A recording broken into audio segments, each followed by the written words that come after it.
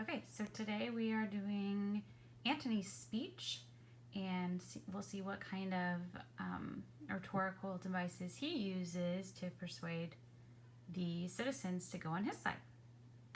With his ancestors! Let him be Caesar! Caesar's better parts will be crowned in Brutus! We'll bring him to his house with shouts and clamors! My countrymen! Peace!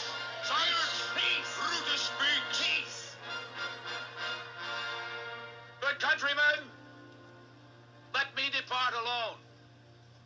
And for my sake, stay here with Antony.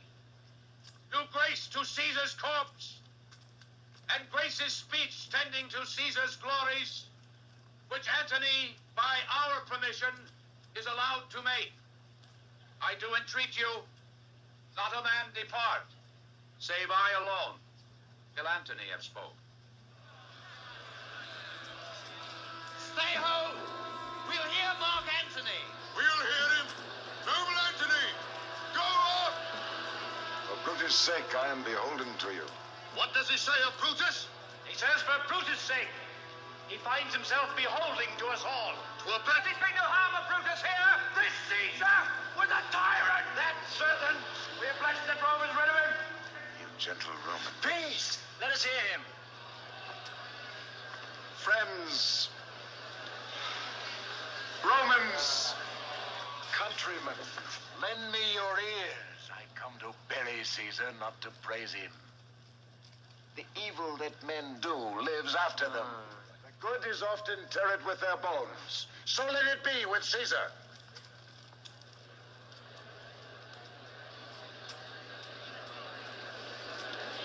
The noble Brutus have told you Caesar was ambitious.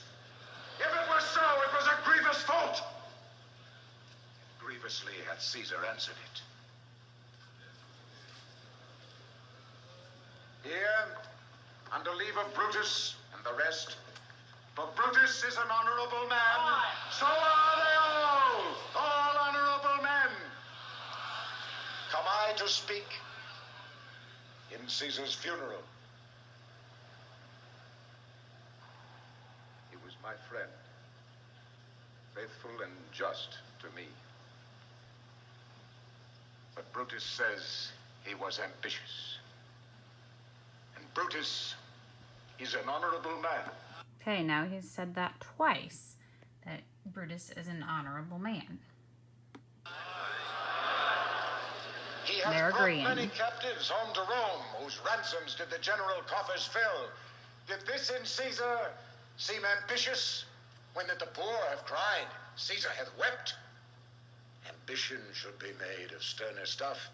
So he's saying Brutus says that Caesar is ambitious or too ambitious, but when Caesar was giving money to the poor, nobody thought that was too ambitious. Yet Brutus says he was ambitious.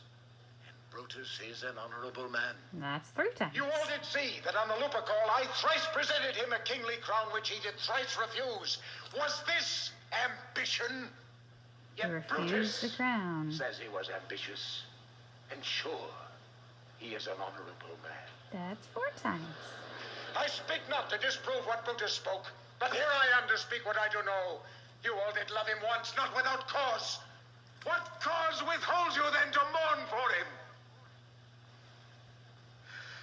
Judgment, thou art fled to brutish beasts, and men have lost their reason.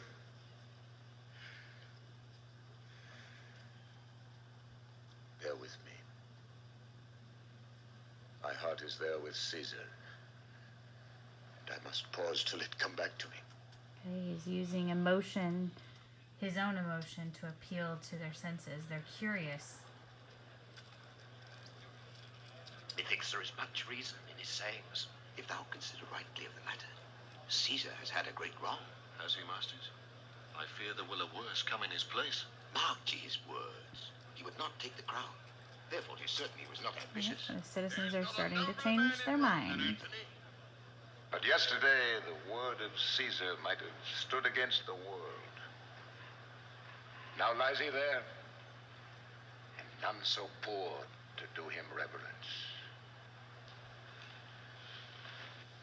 Oh, master. masters, if I were disposed to stir your hearts and minds to mutiny and rage,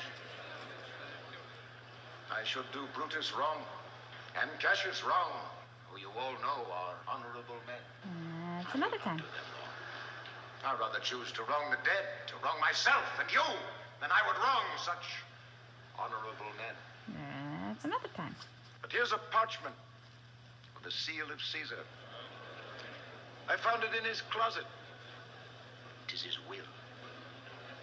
Let but the commons hear this testament, which, pardon me, I do not mean to read.